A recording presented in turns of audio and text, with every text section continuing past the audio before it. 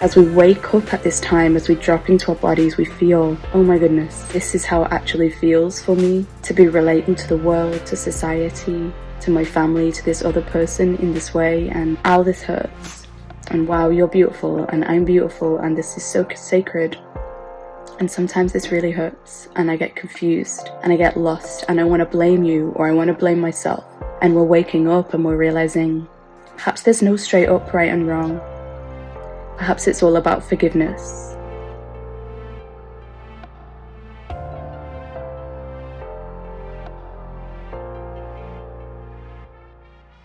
Hello, beautiful ones. I'm Ellie Pascal, embodiment coach, currently taking a journey to energetic power points and sacred sites on our planet to discover what they teach us about healing. Healing in relation to energy, aliveness, exhaustion, and chronic fatigue. And you currently find me today, having landed this morning off the plane from New York. And I've just taken a journey across the ocean, through Manhattan and to the top of New York State to spend time with my sister and my new baby nephew. What could be more of a sacred site to visit than a new human, a new human in our family? And my time with my sister, it was deeply important to me to go and spend time with her. And this trip was some of the happiest days of my life, and also at times really hard.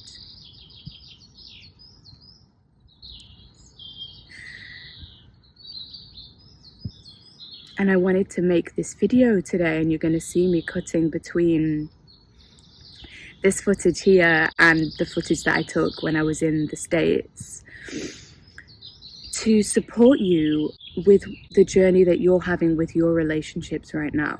This powerful, transformative, sacred, wild, upside down, beautiful time on planet Earth. We're all on a healing journey. And the corest of the core healing comes when we are relating with other people. My intention with this video is to support you to really deepen into presence and self-love and capacity for continuing this journey with triumph, joy and delight, and sometimes just the ability to be present in the pain with love, right? All of those pieces. So may it nourish you well. And I'm a cut now to me in New York.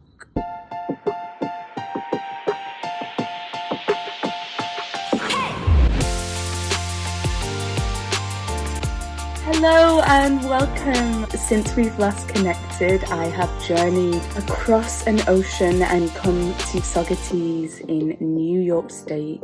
I am inviting you as I unwind and share into this broadcast to take a breath with your own journey. We are at a sacred, wild, beautiful, transformative, powerful time on planet Earth in the story of humanity. We are traversing the journey from fear back to love. If there is any sense of dialogue in your being saying, this isn't where I should be, this isn't how it is supposed to look, take a breath with that and open to letting it go on the exhale. And this has come through so strongly because, as I said, I've had this sacred meeting with my nephew, and while I have been here, there's been times of sheer joy and times of real challenge emotionally. As we wake up at this time, as we drop into our bodies, we feel that this is how it actually feels for me to be relating to the world, to society, to my family, to this other person in this way, and how can I do it differently? And ow, this hurts. And wow, you're beautiful, and I'm beautiful, and this is so sacred. And sometimes this really hurts, and I get confused, and I get lost, and I want to blame you, or I want to blame myself.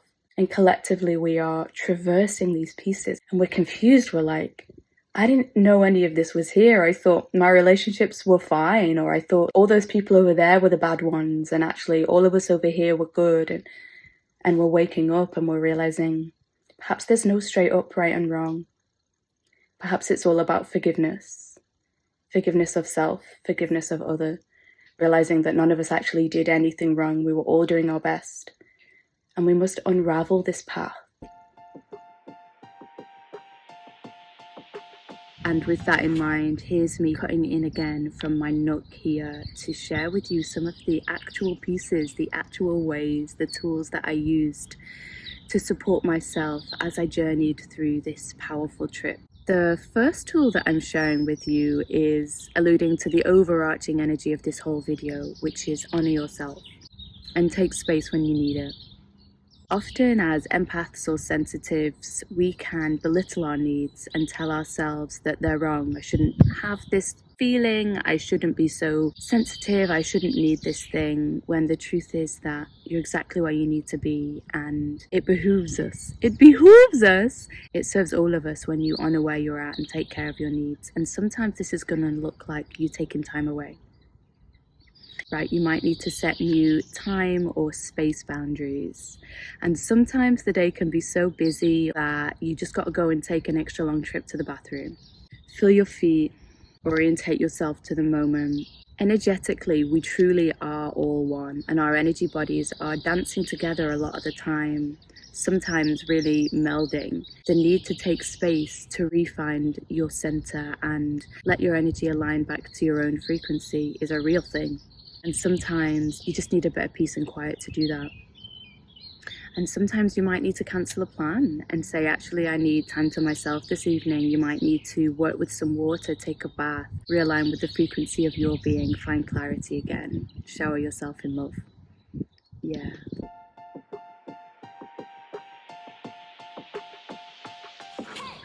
The second tool I'm sharing with you today is notice what role you're playing.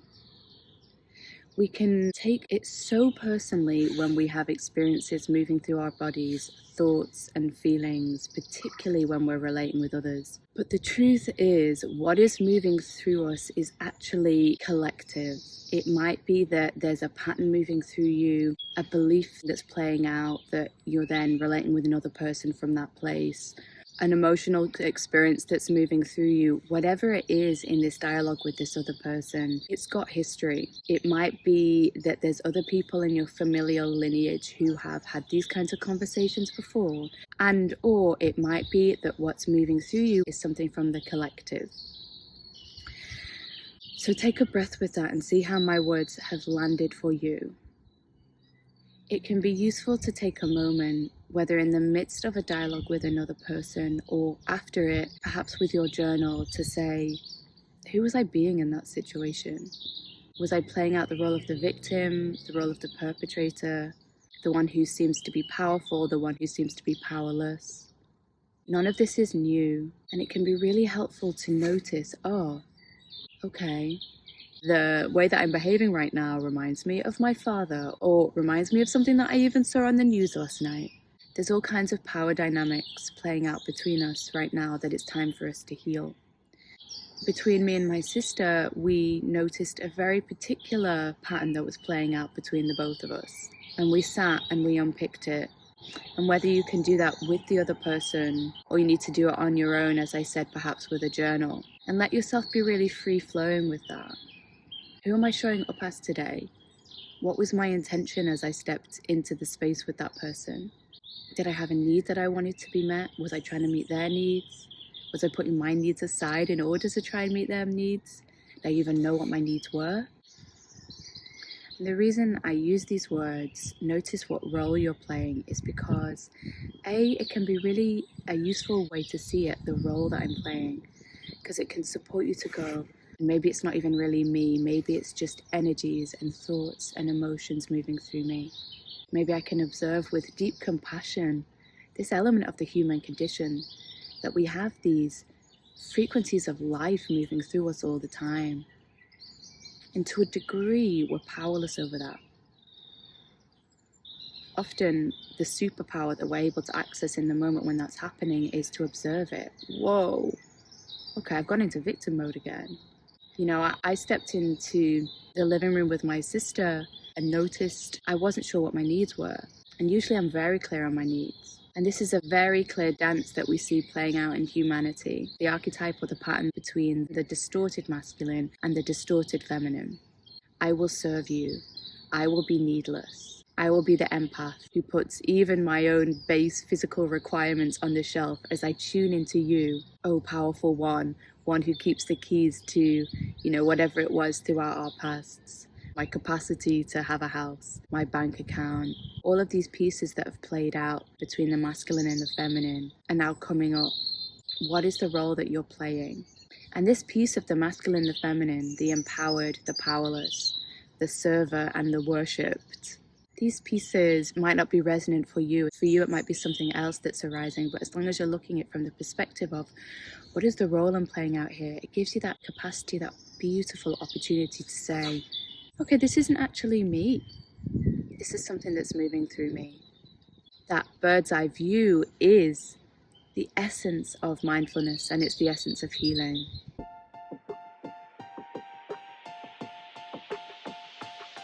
The final tool that I'm going to share with you today is owning your stuff. And again, I say this with so much love. It's been so normal for humans over the centuries to point the finger. Projection has become so normal that we don't know we're doing it. But it is deeply loving and empowering for you as well as for the person that you're interacting with to say, this is what's arising in me.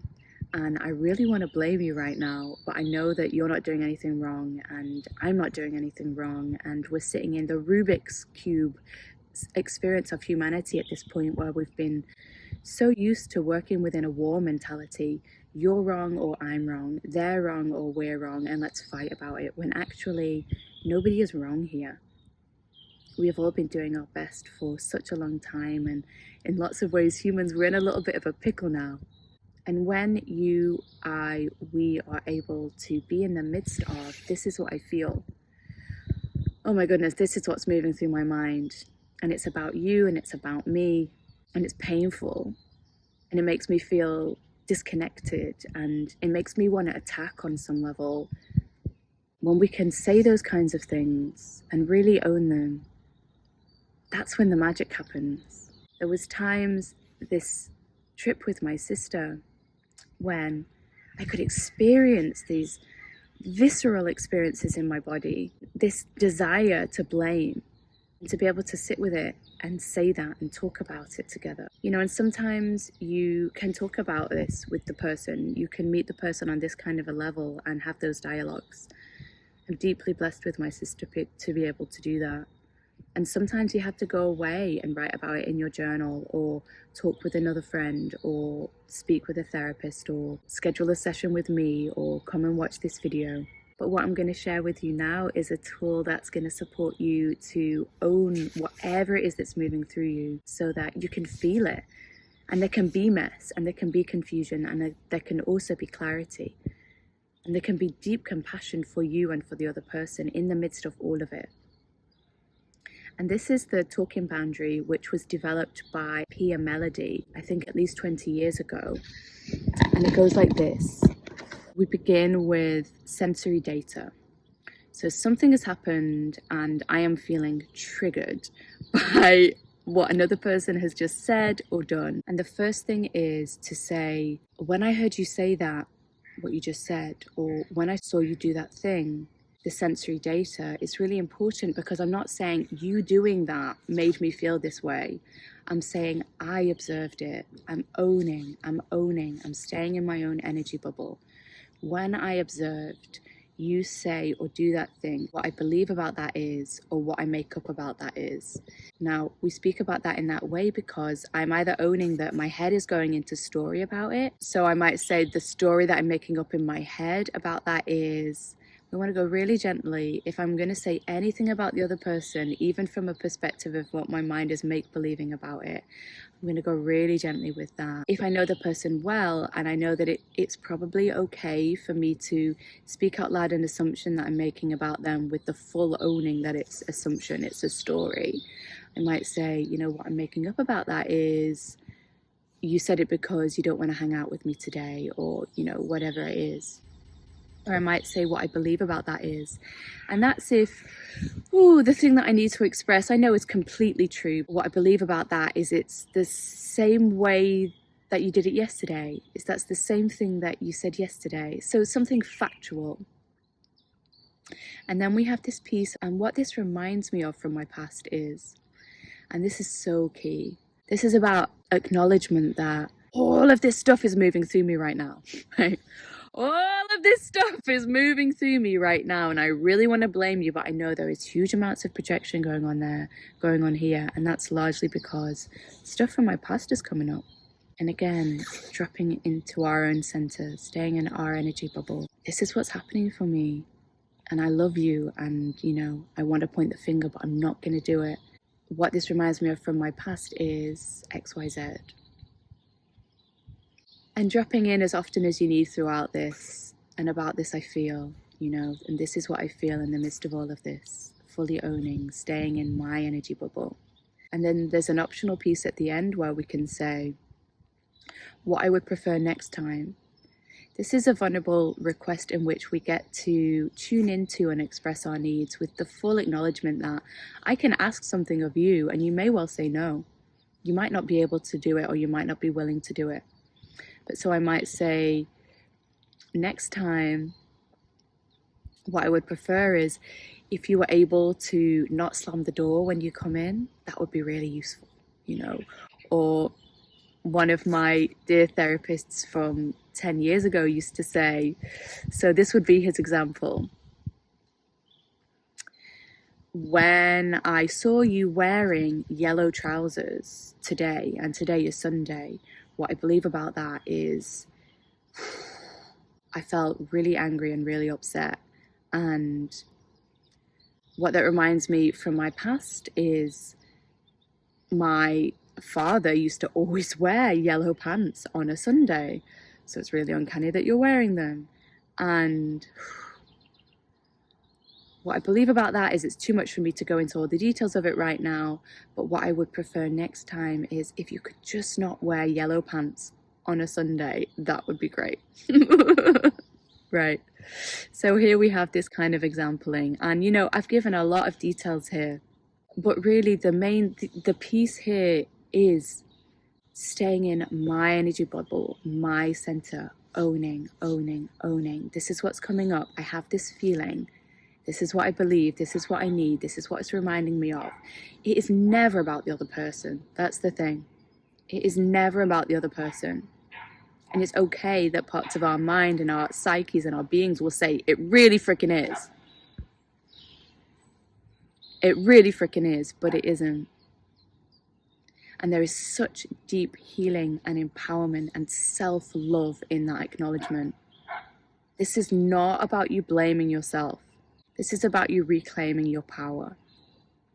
The time for playing these roles, victim and perpetrator, empowered and powerless,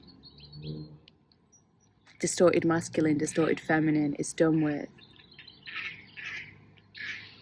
And the more awareness we can get, the more we can drop into our own center, our own roots, no matter what is arising within us, the more the healing and the magic is happening. Ooh, take a breath with that. And I'm going to go full circle here and come back to the main piece of this whole, all of it, which is the invitation to honor where you're at. You can only get this right. You're doing wonderful. This is beautiful and healing and hard.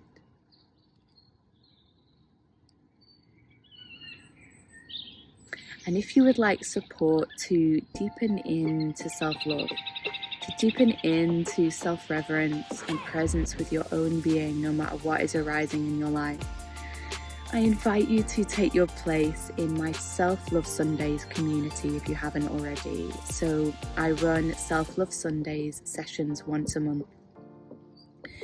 And we come together for deeply warm, held, healing, nourishing, empowering space. There's space for sharing, for being guided in embodiment meditation. There's space always to drop into your center, to discover where you're at, what you need, what you know. And you can go to elliepascal.com/self-love if you've not done that already, and sign up without charge. And if you have liked this video, I invite you to like it. And if you're not yet following me, I invite you to click the subscribe button. And before we close, let us all take a breath together, filled with self-love. Again, feeling your center, your roots, your boots. Knowing your utter perfection, exactly how and where you are right now. And at this moment, I'm going to say goodbye, and I look forward to seeing you again soon as I journey to my next sacred site.